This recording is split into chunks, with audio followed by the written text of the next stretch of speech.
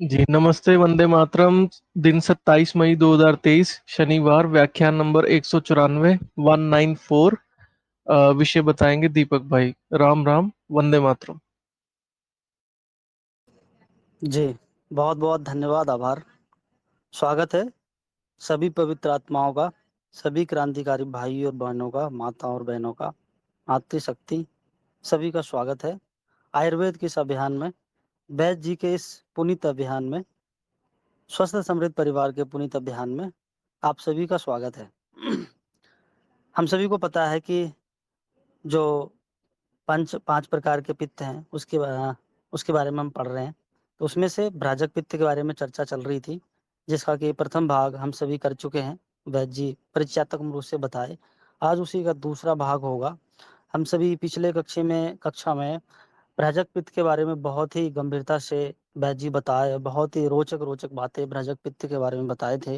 हम सभी जाने थे कि ऐसी-ऐसी बातें वैद्य जी बताए कि सोचने पे हम मजबूर हैं कि आयुर्वेद में कितना विज्ञान है।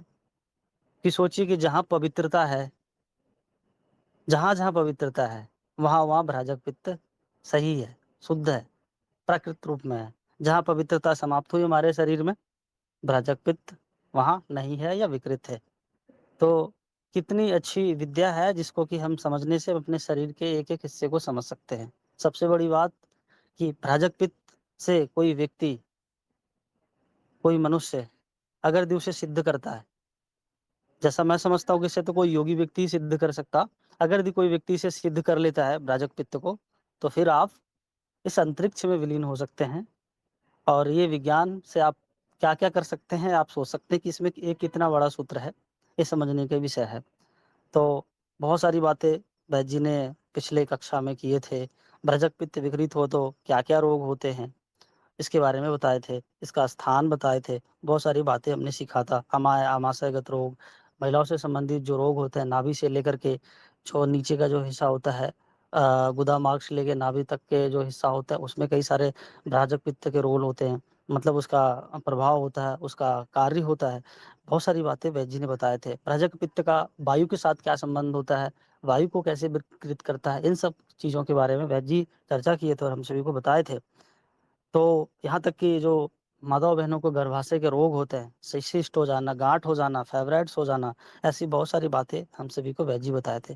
वैद्य जी बहुत सारे सूत्र के रूप में जो लेते हैं, उसमें भी बहुत सारी बातें बताए थे हम सभी को वैद्य जी, कि जो बर्तन होते हैं उसको कैसे धोना चाहिए, कैसे धो सकते हैं भस्मों के माध्यम से, भस्म कितना महत्वपूर्ण है, ऐसी बहुत सारी बातें वैद्य जी हम सभी को बताए थे। तो इसके लिए वैद्य जी का बहुत-बहुत धन्यवाद करता हूँ और तो हम सभी आगे बढ़ते हैं और जो दूसरा भाग है आज भ्राजक पित्त का, इसके बारे में आगे के विषय में और भी बहुत सारी बातें जानेंगे और समझेंगे। तो मैं वैद्य जी का बहुत-बहुत स्वागत करता हूँ आज हृदय से। तो मैं वैद्य जी से निवेदन करूँगा कि ये जो विषय है, कृपया इसे आरंभ करिए और हम सभी को ज्ञानित करिए। नमस्ते। जी बहुत बहुत धन्यवाद। और आप सबका भी हृदय से स्वागत है। सबसे पहले अपने माता पिता के चरणों में, श्री गुरु के चरणों में तथा आयुर्वेद के जनक भगवान धन्वंतरि जी को नमन करते हुए आज के सत्र को हम आगे बढ़ाते हैं। जैसे कि दीपक भैया अभी बता रहे थे, दीपक जी, कि भ्राजक पित्त को पवित्रता के आधार पर तोला गया है, या तो उसके मतलब आधार जो है वो पवित्रता ही है। तो आज हमने भी मतलब हमने सूत्र लिया है, भ्राजक पित्त के संबंध में ही है। तो आज हमने एक सूत्र लिया ऐसा है कि सद्यो मांसम नवान्नम च बाला स्त्री क्षीर भोजनम घृतम उष्णदुकम स्नानम सद्य प्राण कराणि से। ये जो श्लोक है, ये वशिष्ठ संहिता का श्लोक है और व्यास संहिता का श्लोक है। इसको हमने इसीलिए लिया क्योंकि ये भ्राजक पित्त के साथ में संबंध है। तो इसका परंतु कुछ अलग सा मतलब है। लोगों को लगेगा कि अरे सत्यवान जी आते हैं और हमको मांसाहारी बनने के लिए मतलब प्रेरित प्रेरणा देते हैं। वास्तव में ऐसा नहीं है, हमारा उद्देश्य कतई ऐसा नहीं है। ऐसा कि आयुर्वेद में कहा जाता है कि संसार में 3 प्रकार के प्राणी होते हैं गुणों के आधार पर। सत्वगुण प्राणी, रजोगुण प्राणी, तमोगुण प्राणी। तो जो तमोगुण वाले प्राणी होते हैं, आप यदि उनको घी से यदि कोई सेवन करा देंगे, कोई औषधि या तो कोई द्रव्य, तो तुरंत उनके उल्टी हो जाता है और उनका पेट में दर्द होना आरंभ हो जाता है। क्योंकि ये हमने कई बार अनुभव किया है। ऐसे ऐसे रोगी आए हैं दिन को हमने मतलब पंचकर्म आरंभ करने के लिए सबसे पहले क्या किया, स्नेहपान कराया। तो जैसे ही मतलब उनको बिना बताए उनको घी पिला दिया, तो वो दिन भर केवल वो दर्द से तड़पते रहे, छड़प मतलब तड़प मतलब तड़पते ही रहे। फिर वो मतलब उल्टी तो कर दिए, और वो दर्द दिन भर उनका दर्द रहा ही रहा, बना ही रहा। फिर मैंने हमने पूछा कि मतलब कि आपको ऐसा क्यों हुआ? बोले कि हमने आज तक कभी घी सेवन नहीं किया, घी के गंध से ही हमको एलर्जी हो जाती है, उल्टी हो जाती है और पेट में दर्द हो जाता है। बोला ऐसा क्यों होता है?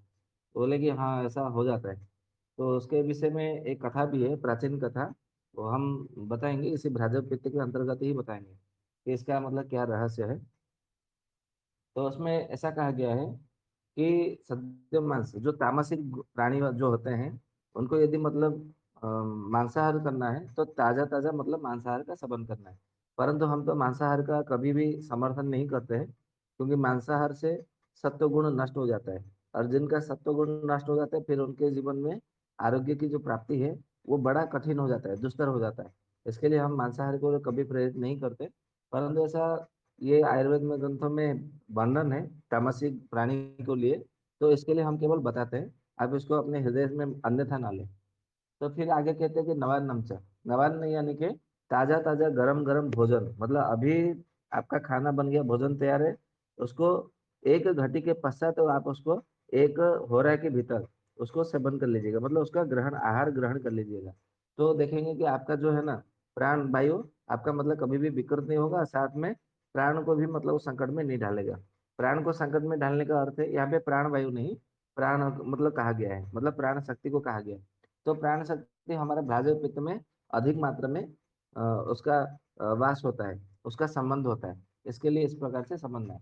फिर कहते हैं कि बाला स्त्री, बाला स्त्री का मतलब अर्थ है, आप इसको बाला स्त्री को मतलब कैसे मतलब कहना है, तो उसकी मतलब यदि हम देखेंगे तो योग रत्नाकर में बहुत अच्छा मतलब वहाँ पे बताया गया है कि बालयति गियते नारी यावत वर्षाणि षोडश, मतलब 16 वर्ष की आयु तक जो है जो लड़की होती है, बच्ची होती है, वो बाला मतलब कहा जाता है।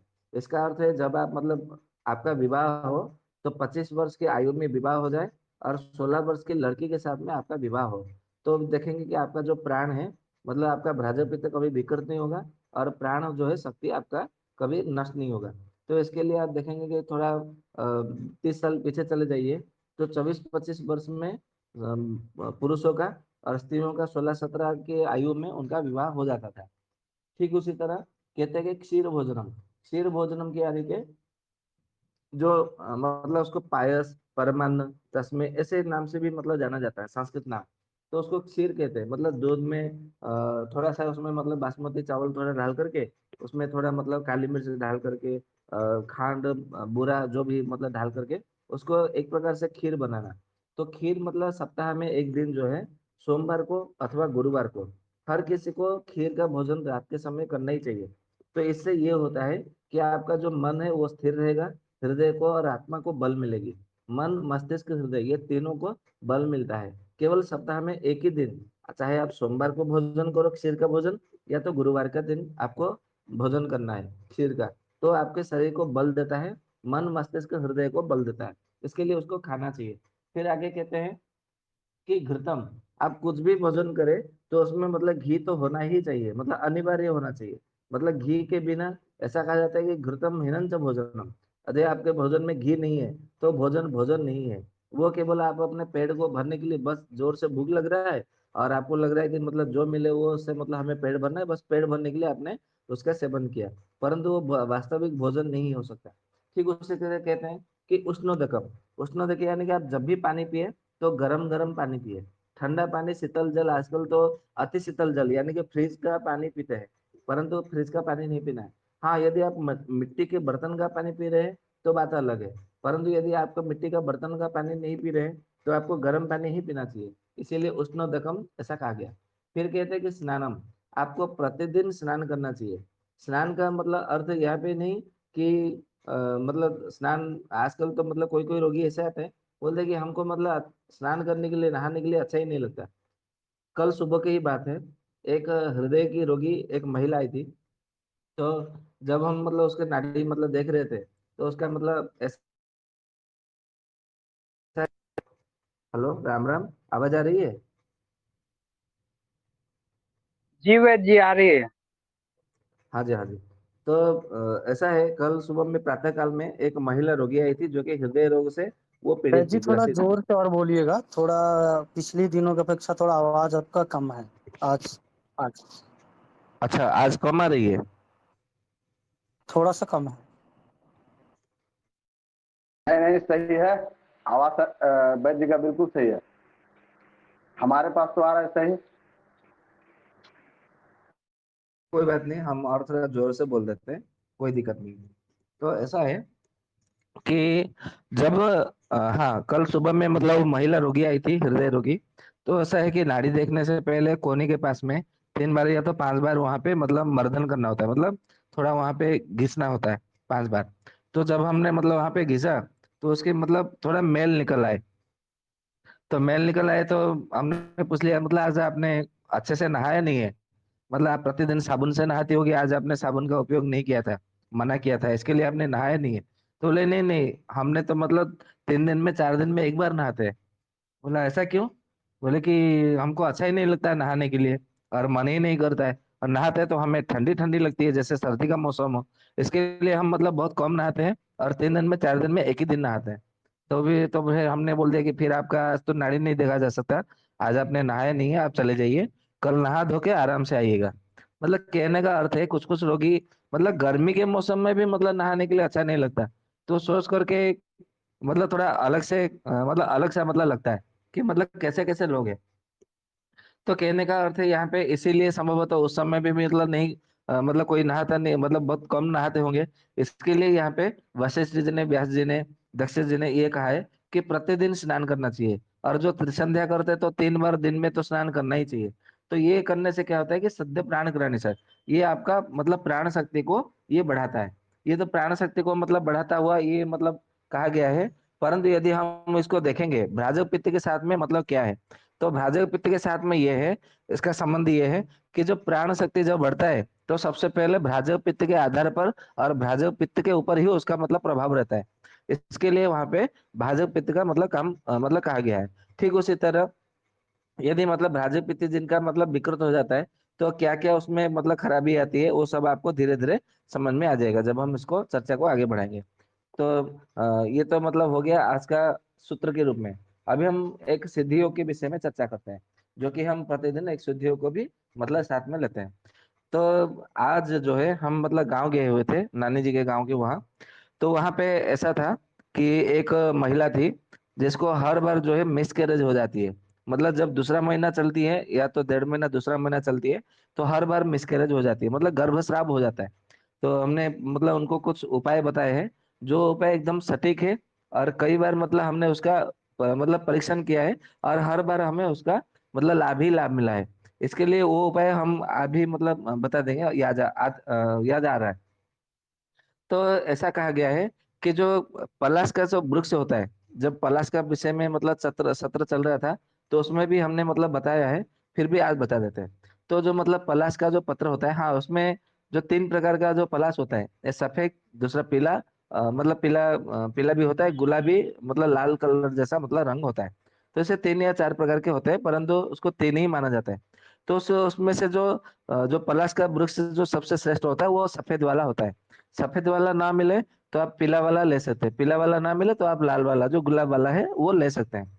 तो ऐसा उसमें है कि जब आपको ये पता चले कि हाँ अभी हमारा पहला महीना चल रहा है, तो उसमें मतलब एक पलाश का पत्र लेना है, बराबर। और उसमें लगभग 250 ml मतलब दूध लेना है, और 250 ml आपको पानी लेना है। और उसमें पलाश के पत्र को, एक पलाश पत्र को उसमें मतलब टुकड़े टुकड़े मतलब बारीक बारीक सा मतलब उसको कत्तर से मतलब कैंची से काट करके उसमें फिर मतलब क्या है आपको पकाना है। जब केवल दूध बचे तो उसमें मिश्री का या तो बूरा या तो खांड मिला करके उसको सेवन करने के लिए देना है। और वो भी सुबह में खाली पेट में एक ही बार। ठीक उसी तरह जब दूसरा महीना चले तो 2 पत्ते लेने हैं, तीसरे महीने में 3 पत्ते, चौथे महीने में 4 पत्ते, 5वें महीने में 5 पत्ते, छठे महीने में 6 पत्ते, 7वें महीने में 7 पत्ते, 8वें महीने में 8 पत्ते, और 9 महीने में 9 पत्ते। जब 10वां महीना चले तो 10 पत्ते आपको लेना है। तो देखेंगे आपका जो है मतलब गर्भस्राव होगा ही नहीं। ये मतलब गर्भस्राव ना होने के लिए ये बहुत अच्छा योग है और सिद्ध योग है। आप इसको मतलब प्रयोग में ला सकते हैं। ठीक उसी तरह कोई कोई भी बाद में बोलेंगे कि दूध कितना लेना है। जब आप 1 2 3 पत्ते तक मतलब लेंगे तो 250 ml के मतलब दूध में वो हो जाता है। परंतु जब आप 4 5 6 7 8 9 इतने जब 10 पत्ते लेंगे तो 250 ml के दूध में मतलब वो नहीं होता है, नहीं बनता है। तो उसमें आपको क्या करना है कि आधा लीटर आपको दूध लेना है और आधा लीटर आपको पानी मिलाना है। तो जो है जो 6 7 8 9 पत्ते जो होते हैं, 4 5 6 7 8 9, तो उसमें वो बराबर आ जाता है, वो काढ़ा जैसा बनता है। तो उसके लिए आपको आधा लीटर लेना चाहिए। मतलब 4 से ऊपर जितने पत्ते लेंगे, चौथे महीने के बाद में आधा लीटर दूध लेना है। और चौथे महीने से पहले जितना महीना चल रहा है उसमें आपको 250 ml दूध लेना है, 300 ml दूध लेना है, तो उसमें हो जाता है। ठीक उसी तरह उसमें दूसरा योग ये भी है कि जो बबुल का जो पेड़ होता है उसका ताजा छाल लेके आना है 2 तोले की मात्रा में। और उसको 250 ml पानी में आपको मतलब भिगोना है, मतलब 2 गिलास पानी में आपको उबालना है। जब उबलते उबलते केवल आधा गिलास बचे तो उसमें 1 चम्मच मिश्री या तो बूरा या तो खांड मिला करके उसको सुबह शाम ऐसा खाली पेट में मतलब पीने के लिए देना है। ऐसा आपको 1 सप्ताह तक देना है। तो मतलब आपको हर महीने में आपको 1 सप्ताह तक देना है, सुबह शाम काढ़ा बना करके। तो ये जब आप मतलब पीते हैं, हाँ, इसको पीने के बाद में एक हो रहा है, यानी कि 1 घंटे तक ना कुछ खाना है ना कुछ पीना है, ये आपको ध्यान में रखना है। तो ऐसे भी जब करते हैं हर महीने में, जब एक सप्ताह करते हैं तो भी आपका गर्भस्राव मतलब नहीं होता है। मतलब जिस महीने में आप करते हैं तो उस महीने में आपका गर्भस्राव होगा ही नहीं, ये मतलब है, ये बात है। ठीक उसी तरह और तीसरा प्रयोग ये है कि जो उदुम्बर का जो पेड़ का जो छाल है उसको भी मतलब ताजा छाल लेके आइए। उदुम्बर का छाल आपको मतलब सब मालूम होगा, उसको हिंदी में गुलर भी मतलब नाम से जाना जाता है। और गुलर का जो मतलब पेड़ है, गुलर का छाल जो है, गुलर का छाल, गुलर का फूल नहीं, गुलर का फल और गुलर का पत्ते, गुलर का जड़, ये जो गुलर की छाया मतलब गुलर की छाया में बैठना, ये सब क्या करता है हमारे भ्राजक पित्त को भी मतलब बहुत अच्छा ठीक करता है। वो अब भ्राजक पित्त की चिकित्सा के जब उपचार चलेगा तो उसमें बताएंगे। तो उदुम्बर का जो छाल है, ताजा छाल लेना है, कम से कम 1 से 1.5 तोला मतलब लेकर के आना है। और आपको 2 गिलास पानी में उबालना है। जब उसमें केवल आधा गिलास बचे तो आपको उसमें मिश्री मिला करके पिलाने के लिए, पीने के लिए देना है। मतलब आप उसमें बबूल का छाल भी ले सकते हैं या तो फिर उदुम्बर का मतलब गुलर का छाल ले सकते हैं। ये दोनों में से कोई एक प्रयोग करिएगा।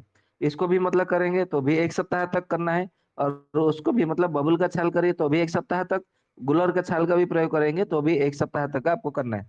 तो देखेंगे आपका गर्भस्राव होगा ही नहीं। मतलब गर्भस्राव रोकने के लिए ये एकदम से राम बाण की तरह काम करता है।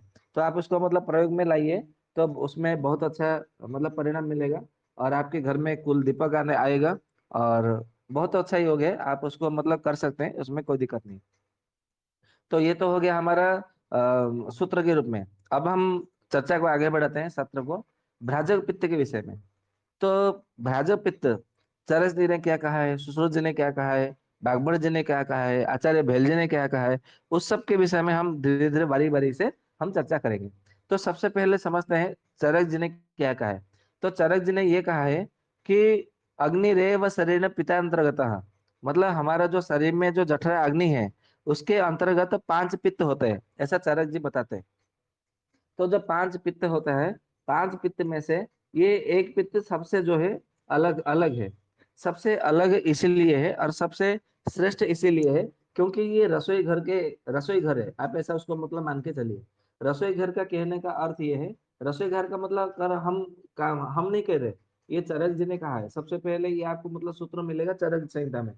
चरक संहिता में सूत्र स्थान जो है 12वां अध्याय में इसके विषय में, भ्राजक पित्त के विषय में मतलब बताया गया है। तो चरक जी कहते हैं कि जो आपका रसोई घर है, तो रसोई घर में आप क्या करते हैं, एक ही जगह चूल्हा बनाते हैं या तो चूल्हा बिठाते हैं।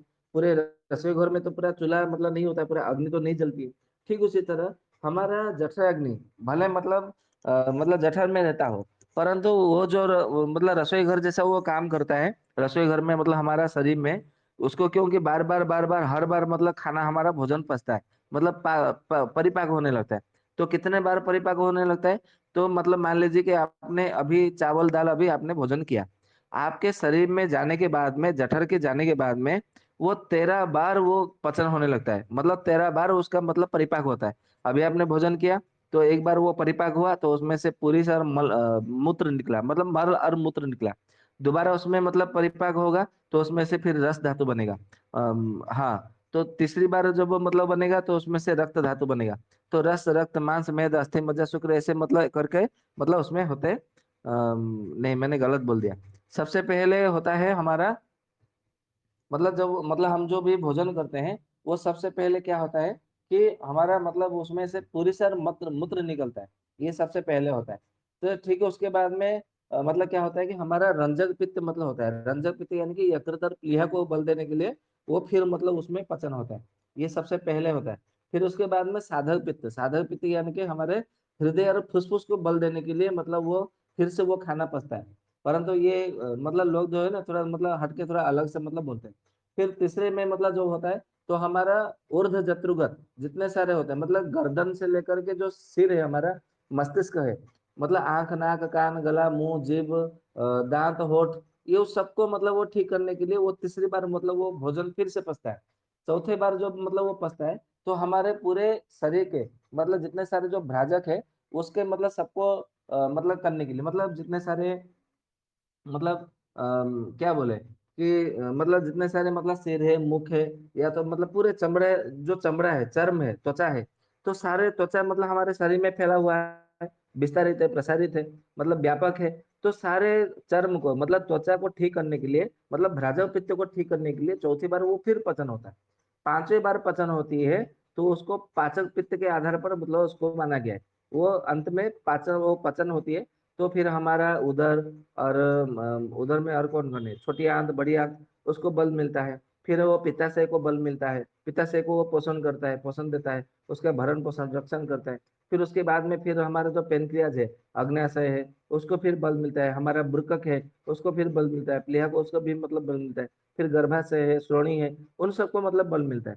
फिर उसके बाद में जो स्त्रियों के जो मतलब स्तन होते हैं, स्तन को अभिवृद्धि करना या तो स्तन को बल देना, स्तन का पोषण करना, वो सब उसके मतलब हिसाब से वो होता है। मतलब जिनका आप देखेंगे मतलब स्तन का आकार मतलब सही नहीं है, या तो स्तनों में मतलब गांठ हो गई है, या तो स्तनों में मतलब कोई कैंसर हो गया, या तो स्तनों में जो अर्बुद हो गया, जो भी हो जाता है, वो ऐसा क्यों हो जाता है। और कोई कोई देखेंगे कि मतलब ये बच्चे जन्म होने के बाद में, प्रसव के बाद में जब हम मतलब स्तन्यपान पान कराती है मतलब महिलाएं, तो उनके स्तन लटक जाते हैं। तो परंतु कुछ कुछ ऐसे मतलब आपको लड़की भी मतलब मिलेंगी जो विवाहित नहीं हुए हैं, जिन्होंने मतलब गर्भ का मतलब धारण नहीं हुआ जिनका, फिर भी उनका जो स्तन है वो लटके हुए मतलब ऐसा मिलता है। ऐसा क्यों है? वो ऐसा इसलिए क्योंकि उनका भ्राजक पाचक पित्त जो है वहां पे मतलब विकृत होता है, तो भ्राजक पित्त वहां से फिर वो काम करना बंद कर देता है। इसके लिए उनके शरीर में ये दिक्कत आती है। तो सबसे पहले वहां पे भाजक पित्त को आप जब मतलब ठीक करेंगे तो उनका जो स्तन मतलब जो है वो अपने आप ही फिर वो दृढ़ हो जाएगा, मतलब बेल फल सदृश हो जाएगा, ऐसा आयुर्वेद ग्रंथों में मतलब ग्रंथकारों ने कहा है। तो जब मतलब पाचक भ्राजक पित्त, तो भ्राजक पित्त में मतलब ऐसा कहा गया है कि भ्राजयति इति भ्राजक, ऐसा आचार्य भेल जी ने कहा है। भ्राजक भ्राजयति मतलब उसमें चमक लाना, चमक लाना यानी कि एक प्रकार से रौनक रौनक लाना, चमक लाना मतलब चमकाना, मतलब हमारे चमड़े को मतलब त्वचा को वो चमकाते हैं, चमकाता है, इसके लिए मतलब उसको भ्राजयति मतलब कहते हैं। मतलब वो भ्राजयति करता है, इसके लिए इसका नाम भ्राजक है। इसका मतलब नामकरण इस प्रकार से मतलब हुआ है। ये तो मतलब नामकरण के मतलब हिसाब से मतलब हो गया। आचार्य भेल आगे कहते हैं कि तत्र भ्राजको नाम यो ह्रस्व शरीरम लक्षणम चोप चो उपगमयति प्राधान्यम प्रदर्शयति शीर पाणि पाद पार्श्व पृष्ठ उदरम जंघास्य नख नयन कैसनम च प्रतिभावर्धितम विशेष अनुत्पादयति भ्राजयति इति भ्राजक। इसका अर्थ यह है भाजक पित्त उसको कहा जाता है जो शरीर के लक्षणों में प्रधानता उत्पन्न करता है, ऐसा आचार्य भैल जी कहते हैं। उसके बाद में बोलते हैं कि सिर, हाथ, पैर, पार्श्व, पेट, पेट, पिंडली, मुख, नेत्र, केश आदि के मतलब जो है प्रतिभा बढ़ाते हैं। प्रतिभा यानी कि चमक, या तो कांति जिसको वर्ण हम कहते हैं, या तो चम मतलब रौनक मतलब बोलते हैं। तो ये हमको क्या करता है, ये चमकाता है, ये चमकाता है, इसके लिए मतलब ये भ्राजन करता है, इसके लिए इसका नाम भ्राजक है, ऐसा आचार्य भैल जी ने मतलब स्पष्ट शब्दों में थोड़े से मतलब कह दिया। अभी इसको चरक जी ने मतलब कितना विस्तार से मतलब बताया है सूत्र के रूप में, वो आपको समझिए। उन्होंने कहा है कि हमारे शरीर में जो शुभ कर्म होते हैं या तो अशुभ कर्म होते हैं, या तो मतलब उन्होंने कहा कि शुभ शुभ शुभा नहीं करोति, मतलब शुभ कर्म करना या तो अशुभ कर्म कराना, ये भ्राजक पित्त के अंतर्गत ही आते हैं। मतलब यदि मान लीजिए कि आपका मन सही है, आपको संस्कार बहुत अच्छे मिले हैं, आपका मतलब बुद्धि सही है, सद्बुद्धि है, आपको सब कुछ ज्ञान है, फिर भी आप यदि गलत कर्म करते, गलत राह पे चलते हैं, मतलब अनीति के राह पे चलते हैं, या तो अनाचार करते, अत्याचार करते हैं, या तो मतलब आप प्रवचन कथा में जाते हैं, कथा मतलब मंडलियों में प्रवचन सुनने के लिए, या तो फिर भजन गाते हैं, मंत्र जप करते हैं, सब कुछ करते हैं, प्राणायाम, ध्यान सब कुछ करते हैं, फिर भी लोगों को लूटते हैं, ठगते हैं और लोगों को मतलब बुराई करते हैं, निंदा करते हैं, मतलब ये क्या बोलते हैं उसको, चुगली करते हैं, दूसरों को मतलब निंदा करते हैं, बुराई करते हैं। तो ये सब मतलब यदि करते हैं तो समझ लीजिए कि उनका भ्राजपित्त जो है कहीं ना कहीं विकृत है, और उनको देखेंगे तो त्वचा का कुछ ना कुछ उनके मतलब शरीर में रोग होगा ही होगा, ये निश्चित है।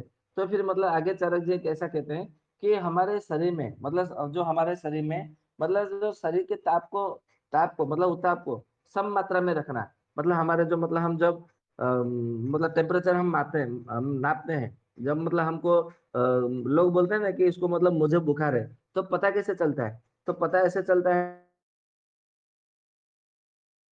बढ़ गया है इसके लिए पता चलता है कि हाँ इसका मतलब बुखार है, क्योंकि हम मतलब सबसे पहले हाथ को छूते हैं या तो हमारे शरीर के किसी भी अंग को छूते हैं, त्वचा को छूते हैं, तो हमें गर्मी का अनुभव होता है।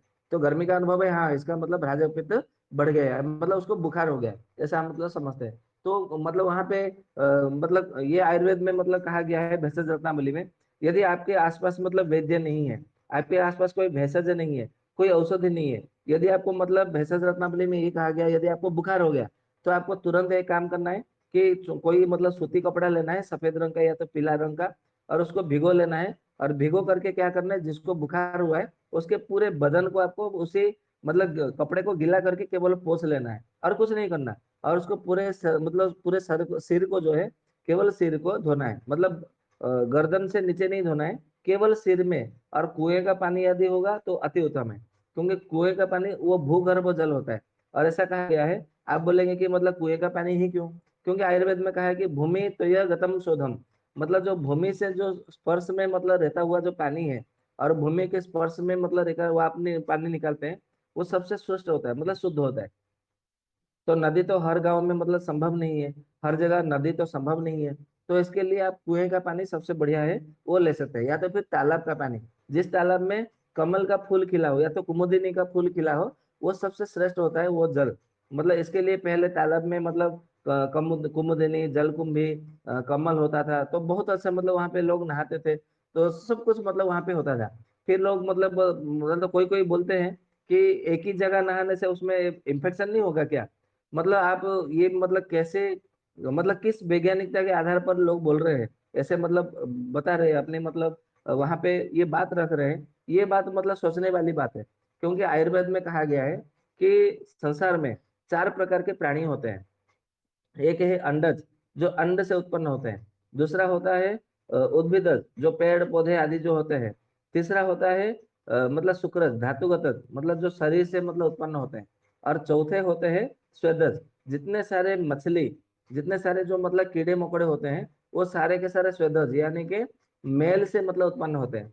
तो जब मनुष्य, सारे मनुष्य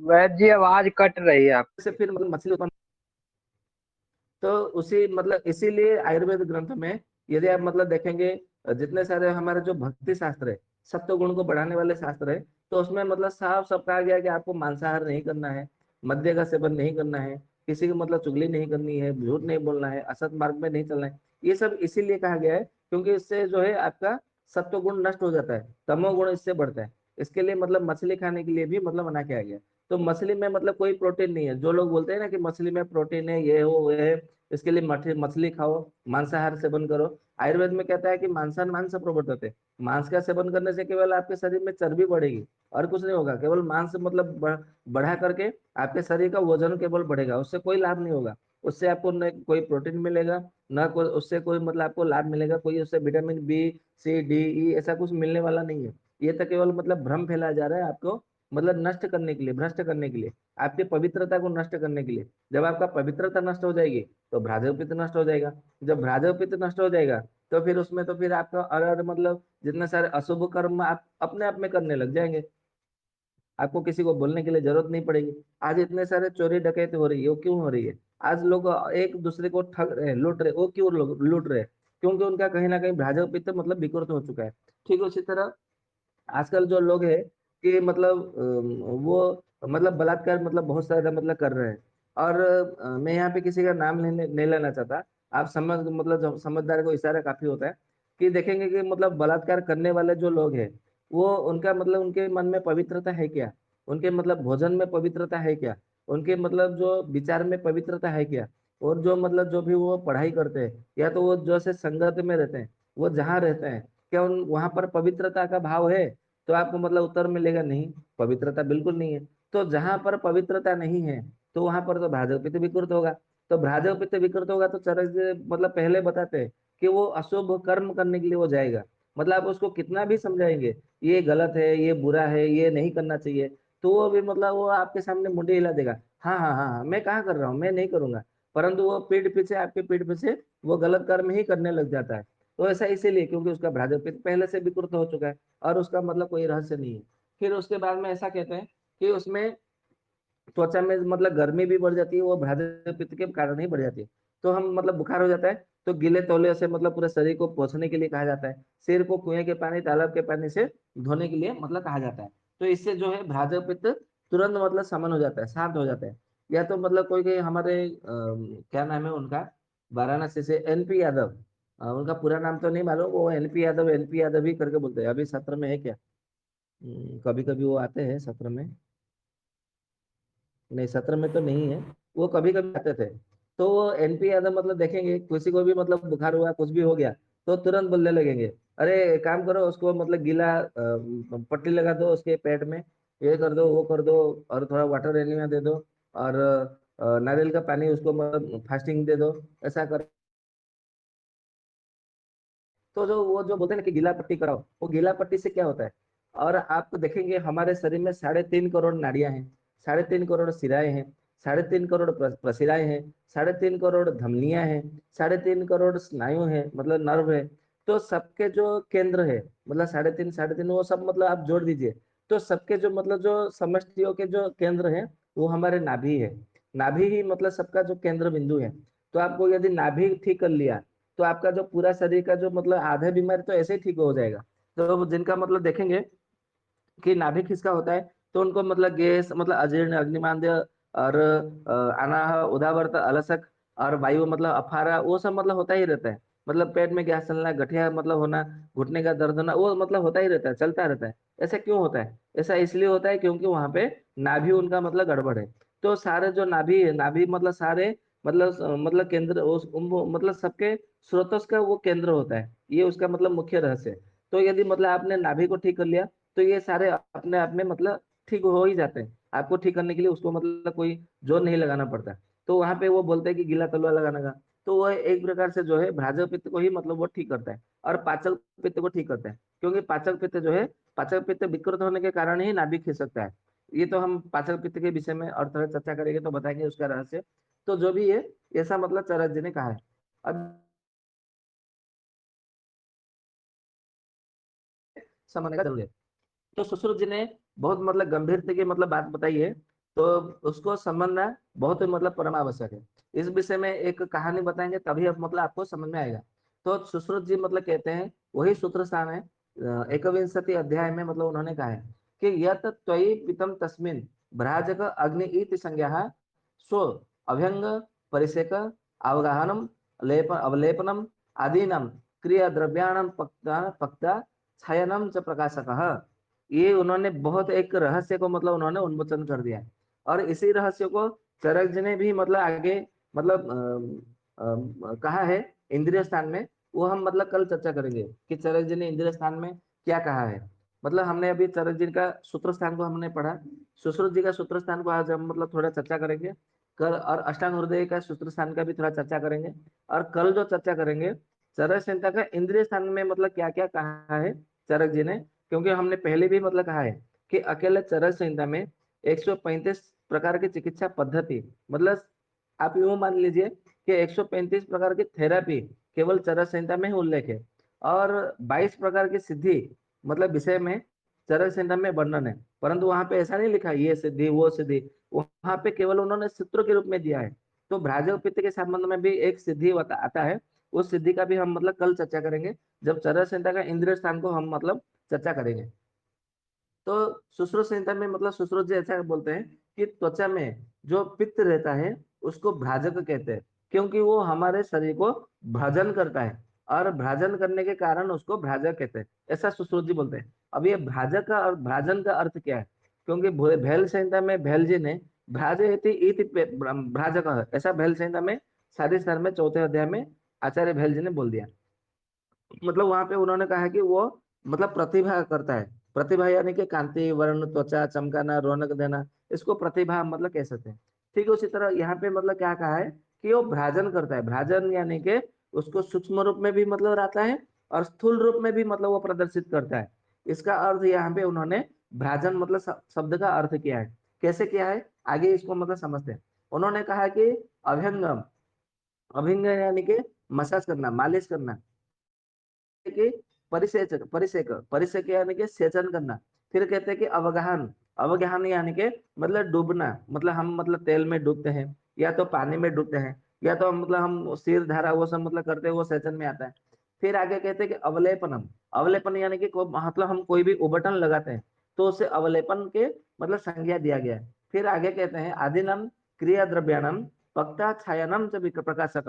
यहाँ पे पंचकर्म के मतलब माध्यम से भी मतलब एक प्रकार से आ गया कि जब हम मतलब मर्दन करते हैं, सेचन करते हैं। मर्दन यानी कि पंचकर्म का स्नेहन क्रिया होता है, स्नेहन होता है। सेचन यानी कि जो तक्र धारा होती है, बारी धारा होती है, पय धारा होती है और और मूत्र धारा, वो सब मतलब जो धारा दी जाती है, तेल धारा दी जाती है, घृत धारा भी मतलब दी जाती है।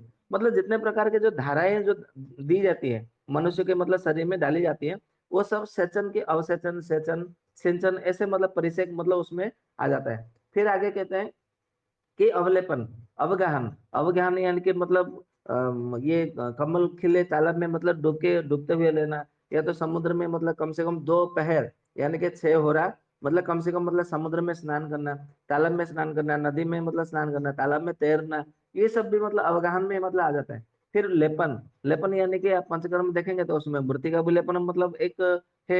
और रोगों के अनुसार वहां पे विभिन्न प्रकार के तरह तरह के लेप भी लेपन करने के लिए भी मतलब वहां पे कहा जाता है। तो आगे कहते हैं क्रिया द्रव्यानम पक्ता, जब हम मतलब लोगों को बोलते हैं कि पंचकर्म मतलब ये पूर्व कर्म, मध्य कर्म, अंत्य कर्म, पश्चात कर्म, संसर्जन कर्म, ऐसे 5 कर्म के 5 प्रकार के कर्म होते हैं, इसीलिए उसे पंचकर्म करते हैं।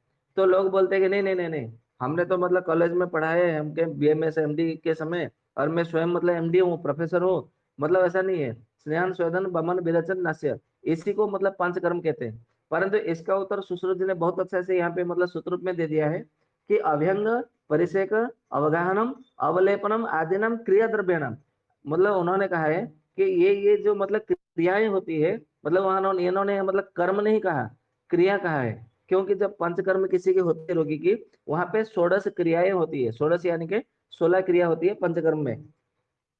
तो मतलब ये भी एक प्रकार से प्रमाण है आपको मतलब समझने के लिए। तो जो 16 प्रकार की क्रियाएं होती है, उनमें से कुछ क्रियाएं यहाँ पे 5 प्रकार की क्रिया होती है भाजक पित्त को ठीक करने के लिए। तो यहाँ पे जो मतलब ये क्रिया होती है, ये क्या करता है, भाजक पित्त को मतलब ठीक कर देता है। फिर आगे कहते हैं कि ये जो स्थूल रूप में होता है, तो स्थूल रूप में ये भ्राजक पित्त क्या करता है,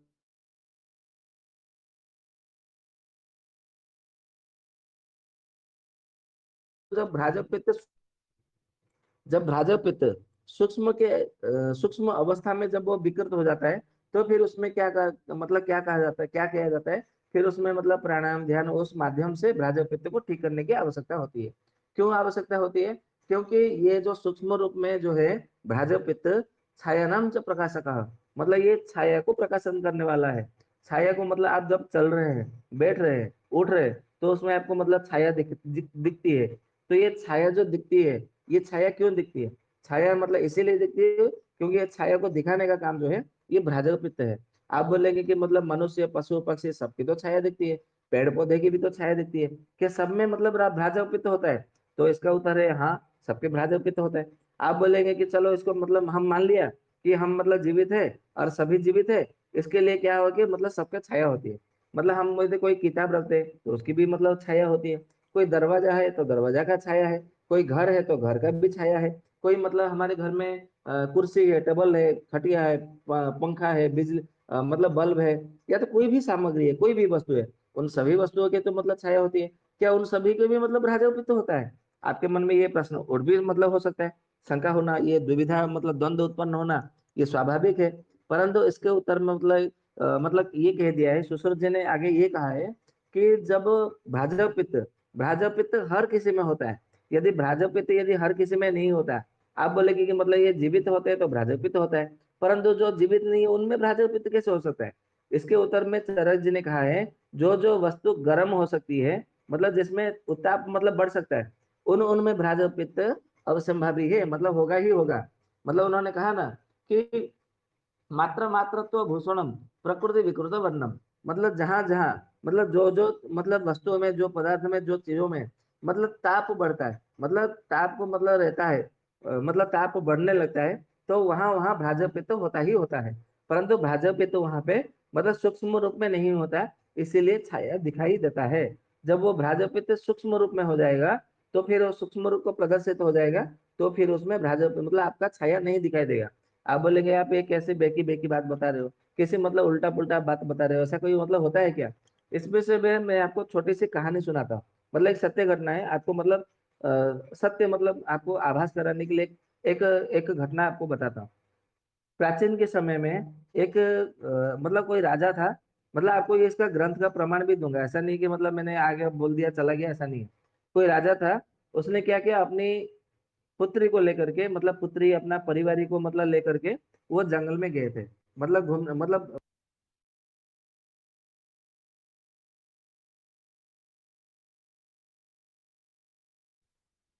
आवाज नहीं आ रही है वैद्य जी आपका।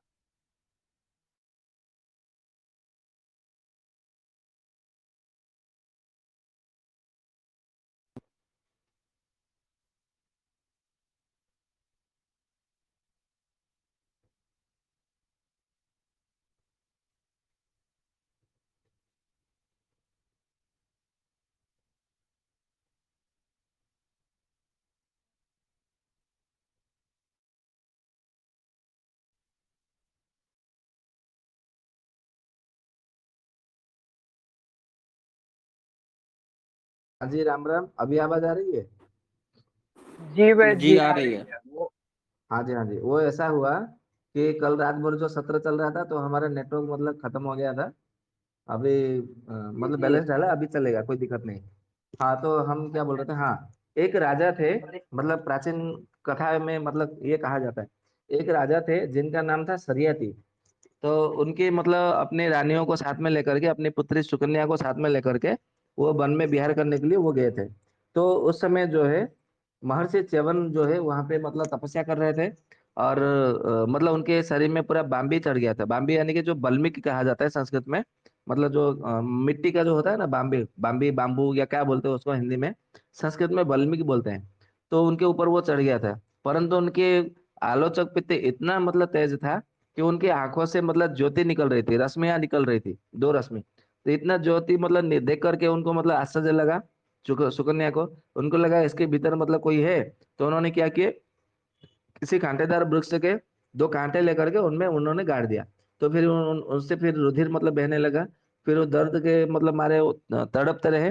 फिर वो उनका ध्यान भंग हो गया तुरंत, कुछ ही समय में।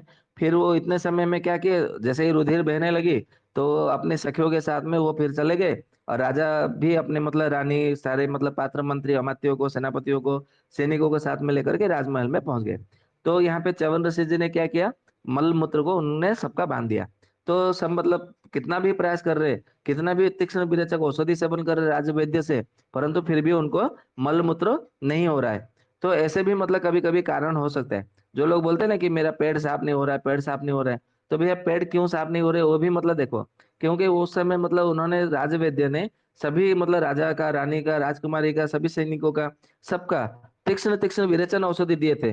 फिर भी मतलब च्यवन ऋषि के मतलब योग में इतने ऐसी शक्ति थी कि उनका जो है सबका मल मूत्र मतलब बंद हो गया था। फिर भी मतलब मल मूत्र नहीं निकल रहा था। फिर बाद में राजा ने सोचा कि नहीं, इसमें जरूर कुछ गड़बड़ है, किसी का मतलब कुछ करा किया मतलब धराया है। संभवतः हम जो वन विहार मतलब करने गए थे, जो हम कहते हैं ना कि रोगी को ही पता होता है कि रोग का कारण क्या है, क्योंकि रोगी बार बार सोचने लगता है कि मेरे से मतलब ये रोग मतलब कैसे हुआ, कब से हुआ, क्यों हुआ, मतलब क्यों आरंभ हुआ, इसका कारण क्या है, और रोगी मतलब अपने मन में सोचता रहता है पीड़ा से मतलब मुक्ति पाने के लिए। तो राजा भी मतलब वो सोचते रहे कि हमने तो मतलब कोई गलती नहीं किया, कोई अपराध नहीं किया, कोई दोष नहीं किया, फिर हमारे जीवन में ऐसा हुआ क्यों? मतलब हमारे मतलब साथ में नहीं, पूरे सबको मतलब हुआ, जिन जो जो लोग मतलब वन में गए थे। इसका अर्थ है हमारे रोग का जो मूल कारण है वो वन में ही मतलब हुआ है। तो वन में कोई मतलब हो सकता है कोई साधु संत या तो कोई ऋषि मुनि तपस्या करते हो, और किसी ने उनके साथ में कोई छेड़खानी मतलब किया, उनका अपमान किया हो, तो उन्होंने मतलब शाप दे दिया हो, ऐसा हो सकता है। तो उन्होंने सबको बुला बुला करके मतलब उन्होंने प्रश्न किया कि तुमने वन में कोई ऐसी मतलब मतलब कोई छेड़खानी तो नहीं की, कोई ऐसा कृत्य तो नहीं किया, अकृत्य मतलब नहीं तो किया? तो मतलब सबने बोला कि नहीं, हमने कुछ नहीं किया। उनकी पुत्री ने, सुकन्या ने बोला कि हाँ, मतलब एक जगह ऐसा था कि मतलब ज्योति निकल रही थी, तो हमने मतलब वहां पे कांटे डाल दिए थे, गाड़ दिए थे, तो फिर वहां से रुधिर निकल रहे थे, तो हम भय के मारे वहां से भाग निकले। तो राजा समझ गए कि मतलब निश्चित रूप से यहाँ पे कुछ ना कुछ मतलब है, गड़बड़ है। तो फिर अपनी पुत्री सुकन्या को साथ में लेकर के वो वन में गए। तो देखा कि वो च्यवन ऋषि मतलब महर्षि ही थे। तो फिर उन्होंने बोला कि मतलब आप क्षमा करिए। च्यवन ऋषि ने बोला कि मैं तो क्षमा कर दूंगा, परंतु अभी मेरा मतलब दशा क्या होगी, मेरी स्थिति क्या होगी, अभी मैं कैसे मतलब मैं चलूंगा, मेरा जीवन चलायमान कैसे होगा? तो बोले कि ठीक है, आप क्या मतलब चाहिए बोलिए, आपके साथ में मैं नौकर वगैरह सब रख दूंगा। बोले कि हे राजन, जब बुढ़ापा मतलब आता है तो नौकर वगैरह मतलब कोई भी मतलब दास दासी मतलब इतना मन से सेवा नहीं करते, क्योंकि मतलब वो केवल पैसों के लिए ही वो करते हैं। तो वो सोचते हैं कि मतलब ये मर जाएगा तो हमें मुक्ति मिल जाएगी, इसीलिए कोई मतलब अपने मन से सेवा नहीं करती। मन से सेवा तो केवल अच्छी पत्नी ही कर सकती है, जो संस्कारवान हो, जिसके पिता माता से संस्कार, अच्छी संस्कार शिक्षा प्राप्त हुआ हो। इसके लिए मुझे, तुम यदि मतलब मेरी सेवा ही करना चाहते हो, मेरे मतलब इस अपराध से मतलब क्षमा चाहते हो, तो तुम अपनी पुत्री का विवाह, तो मतलब तुम अपनी पुत्री को मुझे समर्पण कर दो। तो उन्होंने सोचा कि ये तो बहुत बूढ़े हैं और अंधे हो गए हैं, तो मेरी पुत्री का जीवन तो नरक बन जाएगा। तो परंतु वो श्राप के भय से उन्होंने अपनी पुत्री का विवाह मतलब सरियाती जी ने अपने सुकन्या का विवाह च्यवन से मतलब वहां पे वन में करा करके वापस आ गए। मतलब हाथ में हाथ दे करके गांधर्व विवाह रीति से वहां पे करा करके वापस आ गए। तो कुछ दिनों के बाद में अश्विनी मतलब सुकन्या जो है, इतनी मतलब सुंदर थी कि मतलब सारे जग को वो मोह ले, इतनी मतलब सुंदर थी। परंतु सुंदर के साथ में पतिव्रता भी थी। तो वहां पे मतलब अश्विनी कुमार जी आए और बोले कि मतलब हम तुम्हारे पति को ठीक कर देंगे, तो परंतु हमारी एक शर्त है कि तुम और हम मतलब तुम्हारे पति महर्षि च्यवन और हम दोनों, अश्विनी और कुमार दोनों भाई, जुड़वा भाई, एक साथ में हम मतलब नदी में मतलब डुबकी लगाएंगे, तालाब में। वहां से जब मतलब निकलेंगे तो हम तीनों का एक जैसा चेहरा, एक जैसा शरीर होगा, मतलब रूप में, गुण में, मतलब सौंदर्य में सबका एक जैसा, एक समान होगा। तुम्हें मतलब पहचान करने की मेरा पति कौन है, तुम जिसको मतलब अपना पति मतलब मान लोगे, भले मतलब मैं हो, या तो मेरा भाई हो, या तो फिर तुम्हारा पति हो, इन तीनों में से जिसको भी तुम चयन करोगे, वही सदा के लिए तुम्हारा पति बन करके तुम उसी की पत्नी बनोगी। तो ये तो फिर बड़ा धर्म संकट वाला था। फिर उन्होंने मतलब अपने पति का मतलब आश्रय लिया, उन्होंने मतलब मार्गदर्शन पूछा।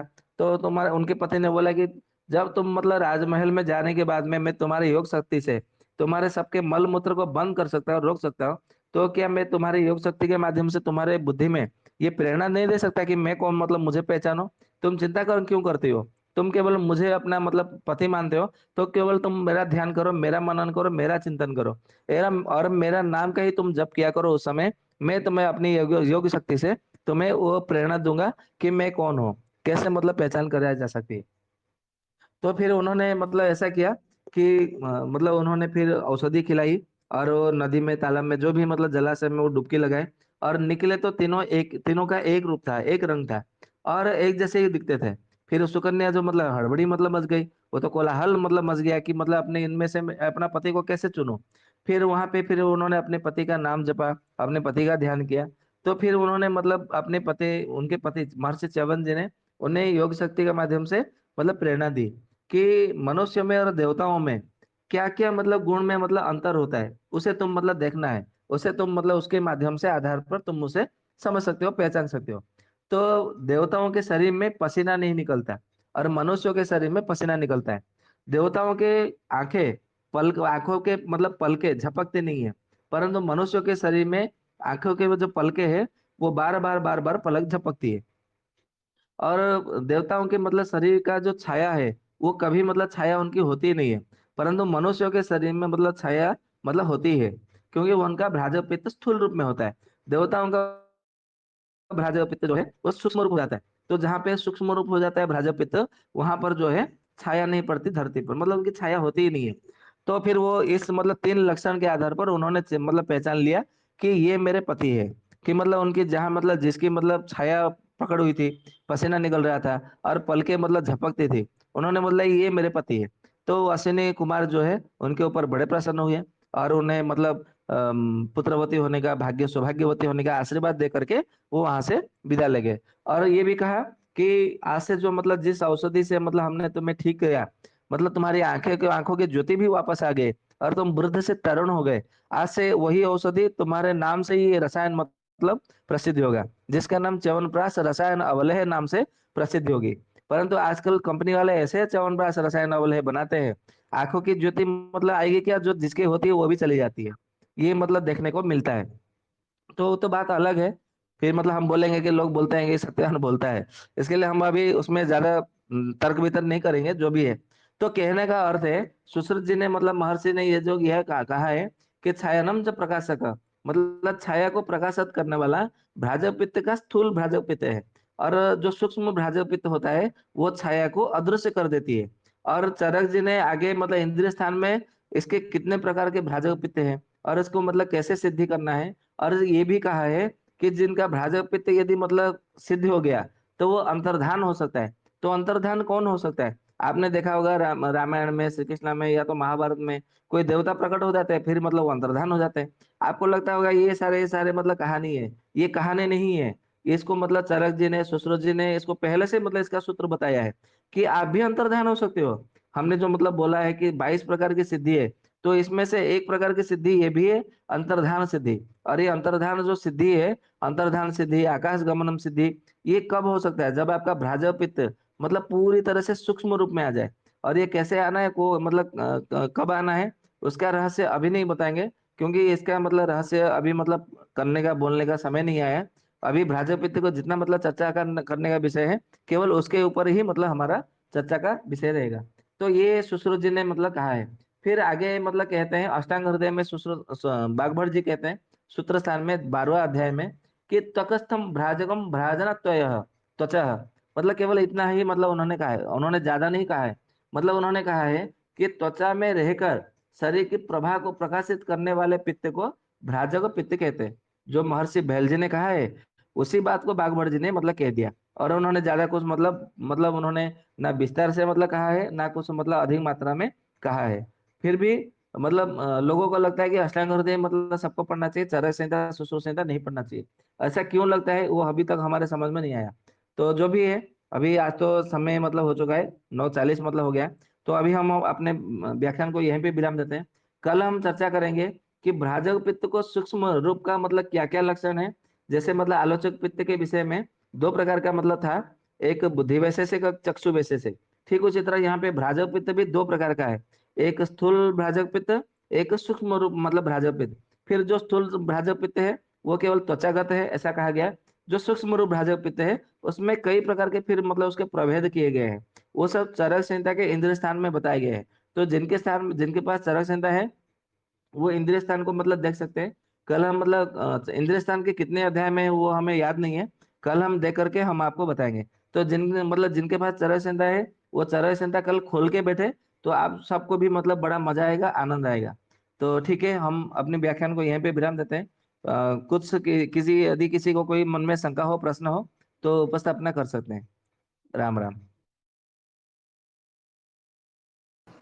वैद्य जी राम राम, एक छोटा सा प्रश्न है, पूछ सकता हूँ? राम राम। प्रश्न है या शंका है? प्रश्न है, शंका है, दोनों है। अच्छा ठीक है, बोलिए। जी जी। वैद्य जी, जैसा आपने अभी कहा थोड़ी देर पहले कि जो देवता है उनको पसीने नहीं आता और छाया नहीं बनता उसका। जी, जी। ये इसका क्या मतलब हुआ? मतलब भ्राजपति को आपने मतलब सही कर दिया, मतलब सही नहीं, सूक्ष्म रूप में ले आए, तो आपके शरीर में से भी मतलब पसीना नहीं निकलेगा, आपके शरीर से भी मतलब नहीं मतलब होगी, आपकी आंखों के भी मतलब पलके नहीं पड़ेगी, ये सब मतलब संभव है। मतलब कि व्यक्ति का मानवीय शरीर नहीं रहेगा उस अवस्था में। जी जी जी। जी। कहा जाता है ना कि हम ही मतलब मनुष्य चाहे तो राक्षस बन सकते हैं, मनुष्य चाहे तो देवता बन सकते हैं। ऐसा क्यों कहा गया जी। है? जी। जी। वो तो गुणों के आधार पे होता होगा ना भाई जी। तो जिस गुण का मतलब आपका जिस कर्म से मतलब आपका वो गुण बढ़ जाएगा, उसी कर्म को जी। मतलब, और जो गुण मतलब प्रकाशित करने वाले जो मुख्य साधन है, उसी को ही भ्राजपत्य कहते हैं, जिसे चरक जी ने कहा है कि इसको सूक्ष्म रूप में ले आना। मतलब मानव शरीर से विरक्त हो जाना। नहीं, विरक्त नहीं होना, मतलब मानव सा का शरीर रहेगा, परंतु उसमें क्या बोलते हो उसको, मतलब जैसे मैं आपको एक उदाहरण दे दूं। मतलब हमारे भारत में जितने सारे मोबाइल मतलब होते हैं, तो सारे के सारे क्या होता है, 5G मतलब 4G चल रहा है तो 5G मतलब आया तो 5G मोबाइल लेना पड़ेगा। 6G आया तो 6 मतलब आपको 6G लेना पड़ेगा मोबाइल। परंतु जो अन्य अन्य जो विदेशों के मतलब कुछ कुछ मोबाइल है, आईफोन है, तो उनको केवल अपडेट करना होता है, उनको नया 5G का मतलब नया आईफोन लेने की आवश्यकता नहीं होती। केवल अपडेट कर दो बस, वो अपने आप में 5G बन जाता है। उसको अपडेट कर दो, 6G बन जाएगा। क्योंकि वहां पर अभी मतलब जिस देश से मतलब आ रहा है, उस देश में अभी ऐसा सुना जाता है कि वहां पे 11G चल रहा है। ऐसा हमने सुना है, क्योंकि हम तो कभी अमेरिका गए नहीं है। ऐसा सुना जाता है कि अमेरिका में, जापान में 11G चल रहा है, और हमारे देश में अभी तक 5G मतलब नहीं चला है, ऐसा कहते हैं। तो आईफोन जिस देश में बनता है वहां पे अभी 11G मतलब 11G चल रहा है, और हमारे यहाँ 5G मतलब अभी आने वाला है। तो 11G के आधार पर उन्होंने मोबाइल पहले से बना रखा है। तो हमको यदि मतलब 11G आएगा तो हमको केवल अपडेट करता रहना है। ठीक उसी तरह हमारा मतलब जो मतलब शरीर हमें जो प्राप्त हुआ है, सबसे पहले ऐसा कहा जाता है ना कि वेदों में आप देखेंगे, सबसे पहले परमात्मा ही जगत के मतलब एक ही मतलब एक ही थे, फिर एक से अनेक हुए। तो इस प्रकार से हम परमात्मा के ही अंश स्वरूप है। इस बात को तो सभी मानते ही होंगे, कोई तो नकारता नहीं होगा। हाँ जी। जी जी भाई जी। हाँ, तो परमात्मा का अंश स्वरूप है, तो परमात्मा का यदि मतलब दिव्यता है, तो वही दिव्यता हमारे शरीर में भी मतलब रहा होगा, हम में भी रहा होगा। तो क्या मतलब ऐसा क्या हो गया, ऐसे क्या मतलब बात हो गई, ऐसा काम मतलब क्या हमने कर्म कर लिया तो वो सारे दिव्यता नष्ट हो गए, और हम मतलब पथभ्रष्ट हो गए, और वो दिव्यता हमारे में रहे नहीं है। तो कुछ तो मतलब हमने कोई कर्म किया होगा, अपकर्म कुकर्म किया होगा, तभी तो वो दिव्यता हमारे में नहीं है, हमारे शरीर में देखने को नहीं मिलता। यही तो रहस्य है। तो फिर हम वही मतलब कर्म करेंगे, जैसे कि मतलब हम उसी दिव्यता को हम प्राप्त कर सके। इसी को देवत्व या तो देवता बन जाना कहा जाता है, और कुछ नहीं है।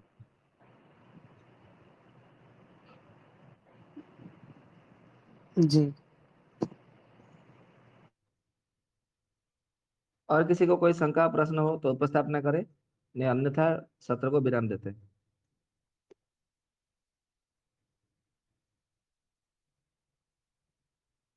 विष्णु भाई का कोई प्रश्न नहीं आ रहा है, आश्चर्य लग रहा है।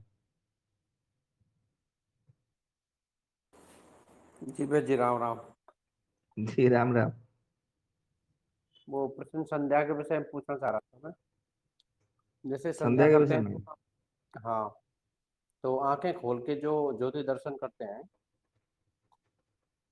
जी। तो वो पहले करना है या आत्म दर्शन पहले करना है? उसको पहले भी कर सकते हैं, बाद में भी कर सकते हैं। और अगर मंत्र जाप करें तो उसको पहले करें या प्राणायाम के बाद में करें? हाँ, मंत्र जप करे तो प्राणायाम के बाद में करना है। जी, ये पूछ रहा था आज के ब्राजक विषय पित्त। को लेकर के कोई शंका नहीं है आपके मन में, भ्रातृ पित्त को लेकर के? शंका इकट्ठी आएंगी, अभी मैंने पढ़ूंगा इसको, मैं बीच में कहीं बिजी हो गया था, सुन नहीं पाया पूरा आज। अच्छा अच्छा, ठीक है ठीक है। वैद आपके जी पास एक तरह चिंता हो छोटा तो सा कल प्रश्न कल है इसमें। इंद्रिय स्थान खोल के रखिएगा। जी, जी इसमें बिल्कुल। एक और छोटा सा प्रश्न है कि आपने कहा कि जहां जहां ब्राजक पीता है वहां उष्णता है। तो ये तो क्या बोलता है कि पिंड की बात होगी, शरीर की बात होगी।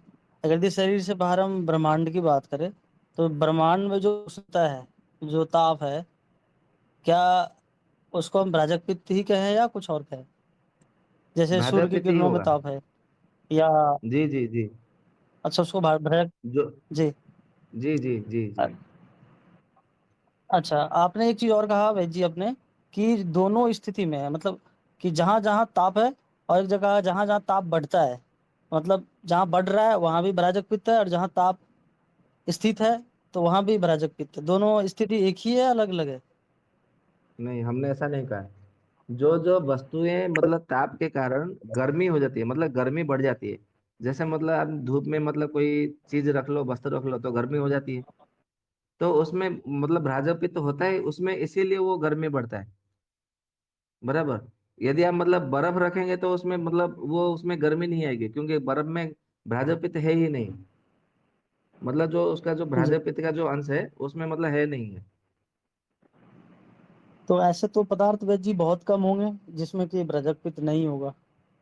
एक बर्फ है, हाँ, जो पानी मतलब भी तो गर्म होता जो ही है। कि हाँ, जो कि कफ को जी। धारण किए रहते हैं, उनमें भ्राजक पित्त नहीं होता है। पानी में कफ नहीं है वैद जी? पानी में तो कफ है, परंतु पानी मतलब कफ को थोड़ी धारण करता है। पानी भी तो गर्म होता है ना, उसमें भी तो उष्णता आती है, तो भ्राजक पित्त नहीं है उसमें? परंतु हमने कहा जिसमें कफ की मात्रा है, मतलब कफ का होता है, कफ रहता है, उसमें भ्राजक पित्त नहीं रहता है। पानी में तो मतलब कफ थोड़ी होता है। पानी का सेवन करने के बाद में जब वो पचन होता है तब वो मतलब कफ बनाता है। पानी के अच्छा संपर्क में आने अच्छा। से थोड़ी कोई मतलब कफ हो जाता है। परंतु आप मतलब बर्फ को मतलब संपर्क में जाइए, तुरंत आपको मतलब कफ पकड़ लेगा। जी, मतलब जहां जहां कफ है वहां भ्राजक पित्त नहीं है? हाँ जी। जहां जहां कफ है वहां भ्राजक क्या पित्त बोले? नहीं है? जी जी जी। तो वैद जी जैसे कोई सब्जियां बनाता है, कोई कुछ चीज गर्म करता है, या कोई चीज पकाता है, तो उसमें तो कफ होगा ही ना। जैसे कोई सब्जी बनाया है तो वो भी तो गर्म होती है ना? जितने सारे साग सब्जी है, जितने सारे फल मूल है, वो सब पचन होने के बाद में कफ बनाते हैं, केवल बर्फ को छोड़ करके। अच्छा, वो उस समय जो गर्म हो रहा है, सब्जी को आग पे रखते हैं तो गर्म होता है ना, उसमें उष्मा तो गया ना। तो वो उष्मा क्या है फिर, वो किस कारण से है? भ्राजक पित्त के तो कारण से भ्राजक नहीं है पित्त है। उसमें उष्मा? वही तो बोल रहे हैं, तो केवल बर्फ को अच्छा। छोड़ करके किसी में भ्राजक पित्त अभी मतलब याद नहीं आ ओ, रहा है किस किस में है। तो उसकी सूची बनाएंगे तो पता चलेगा। जितने सारे साग अच्छा सब्जी है अच्छा। सब में भ्राजक पित्त होता है। अच्छा, मतलब वो अभी पचने के बाद उसमें कब बनेगा, पहले कफ नहीं है उसमें? जी जी जी। अच्छा, तो कुछ चीजें कच्चा खाने से फिर कफ हो जाता है किसी को, तो उसमें जैसे भी नियम, जैसे कि हमने खीरे खा लिया रात में तो कफ बढ़ जाता है शरीर में, तो खीरे को गर्म करेंगे तो गर्म नहीं होगा ऐसे? हाँ, परंतु खीरा आप दही। मतलब रात को खाएंगे तो कफ वो बढ़ेगा ही ना। परंतु उसको दिन में हाँ, तो खाने से कफ थोड़ी बढ़ता है। रात में भी खीरे को गर्म करेंगे उसमें उष्मा तो आएगा ना भाई जी? ऐसा थोड़ी नहीं उसमें आएगा? तो भला आएगा, परंतु वो विकृत कफ होता है। इसमें जो आपने खीरे अच्छा। की जो उदाहरण दिया है, तो खीरे का जी। मतलब आप दिन में कितना भी सेवन करेगा वो थोड़ी आपको कफ को बढ़ाएगा। मतलब कफ थोड़ी तुरंत बढ़ेगा। वो तो जब पचेगा तब ना आपको मतलब शरीर में कफ बढ़ेगा। जी परंतु जी आप जी। बर्फ के संपर्क में चले जाइए, बर्फ के ऊपर खड़े हो जाइए, या तो बर्फ को आप अपने मतलब सर पे रख लीजिए, या तो बर्फ को मतलब पूरे शरीर में पूरा घींच लीजिए, या तो चारों तरफ मतलब बर्फ रख करके बीच में रुक जाइए। कुछ ही समय में आपका कफ बढ़ जाएगा। आपको सेवन करने की आवश्यकता नहीं है। जी जी, ठीक है। और जो तालाब वाला वैद जी एक उदाहरण दिया आपने आरंभ में, तो जिसमें कमल फूल हो या कुमुदनी हो, वो पानी में स्नान करना चाहिए, वो शुद्ध होता है। तो जो जी तालाब जमा हुआ है जिसका पानी बहता नहीं है, वो शुद्ध रहेगा? कमल फूल भले ही हो या कुमुदनी भले ही हो, जी जी जी सड़ेगा जी। नहीं? वो हाँ, नहीं, वो सड़ेगा नहीं, नहीं। वो पानी पिया भी जा सकता है? अब कितने दिन का है ऐसे, कैसे पी सकता है उसको? हाँ, उसमें ऐसा है, यदि उसमें दूसरा कोई मतलब पेड़ मतलब जो होता है ना, क्या बोलते हैं उसको, काई बोलते हैं ना हिंदी में।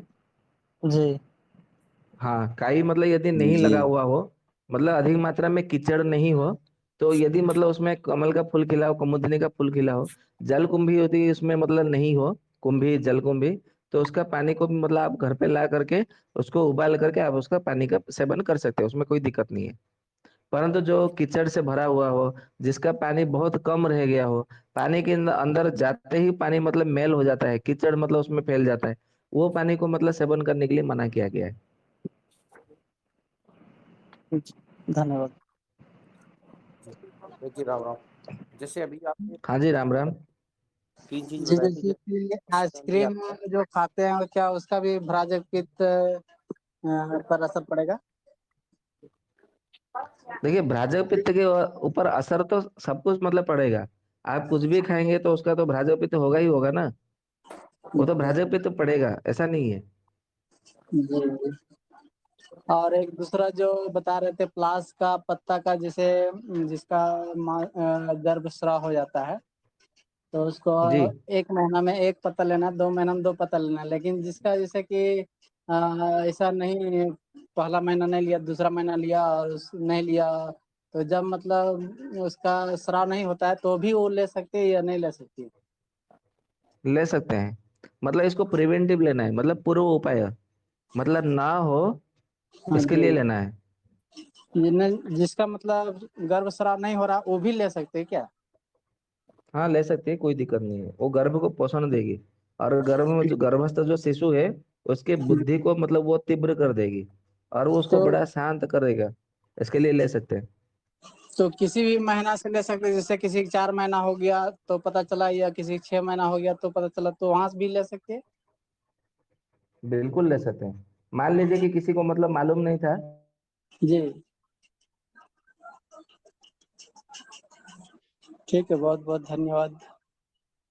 जैसे वैसे ही अभी आपने तीन चीज बताई थी, एक तो मतलब जिनका भ्राजक पित्त साधित हो जाता है, मतलब सही होता है, उनका मतलब छाया नहीं होती, एक पसीना नहीं आता और एक पलक नहीं झपकती। तो इसमें से ये तीनों गुण उसमें होने चाहिए या एक से भी काम चल जाता है? जैसे बहुत लोग होते हैं जिनको पसीना कम आता है, तो वो किस बीमारी के कारण होता है या फिर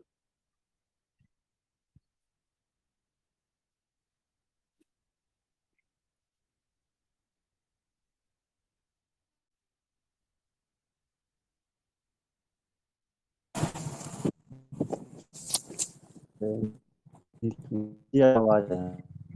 नहीं आ रहा है?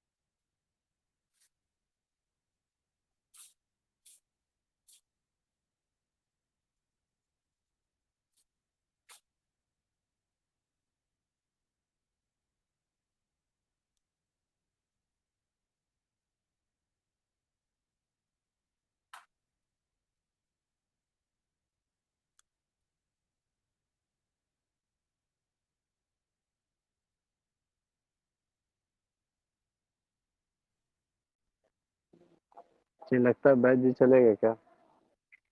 शायद नेटवर्क की प्रॉब्लम है, दोबारा जुड़ रहे होंगे।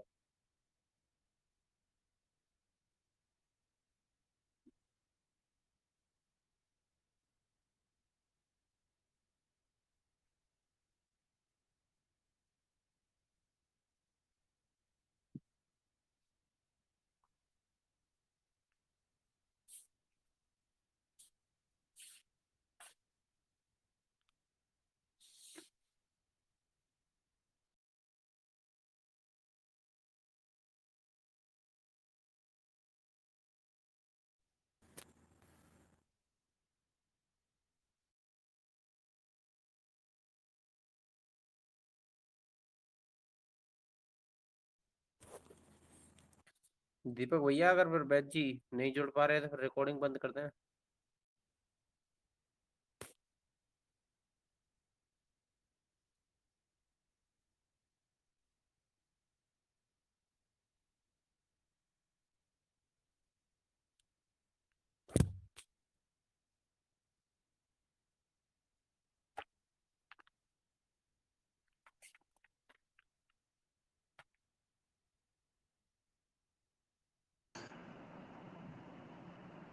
जी, ऐसा लग रहा है कि बैच जी को कोई आवश्यक फ़ोन आ गया है। तो चलिए सत्र वैसे समाप्ति हो चुका था। तो हम लोग सत्र का समापन कर देते हैं। बैच जी का बहुत-बहुत धन्यवाद आज के सत्र के लिए। इसी तरह से आप सभी जुड़िए श्रोतागण और जो आयुर्वेद का ज्ञान मिल रहा है, हम सभी पढ़ें, समझें और इस ज्ञान को औरों में बाँटें, जिससे कि सभी लाभान्वित हो सकें। तो इसी तरह से इस विषय को हम रजक पित्त के विषय को और आगे समझते जाएँगे। आज दूसरा भाग रजक पित्त का समापन हुआ। तीसरा भाग कल होगा, जिसमें आप सभी जुड़िएगा और समझिएगा। इसके लिए आप सभी श्रोतागण का बहुत-बहुत धन्यवाद। स्वस्थ समृद्ध परिवार करता है। इस ज्ञान को आगे बढ़ाते रहिएगा और समझते रहिएगा। और अरुण जी सुन पा रहे हैं तो कृपया शांति पाठ करा दें।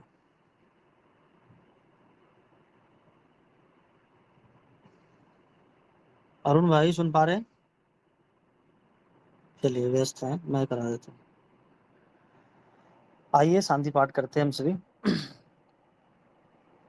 ॐ द्यौ शान्तिरन्तरिक्षं शान्तिः पृथिवी शान्तिरापः शान्तिरोषधयः शान्तिः वनस्पतयः शान्तिर्विश्वे देवाः शान्तिर्ब्रह्म शान्तिः सर्वं शान्तिः शान्तिरेव शान्तिः सा मा शान्तिरेधि। ओम शांति शांति शांति। सभी को नमस्ते, वंदे मातरम। परमात्मा आप सभी को स्वस्थ रखे। जीवन में राजीव भाई को अवश्य सुनिए और आयुर्वेद का ज्ञान लीजिए, जिससे कि सभी स्वस्थ हो सके, सभी आरोग्य हो सके, सबका भला हो सके। नमस्ते, वंदे मातरम।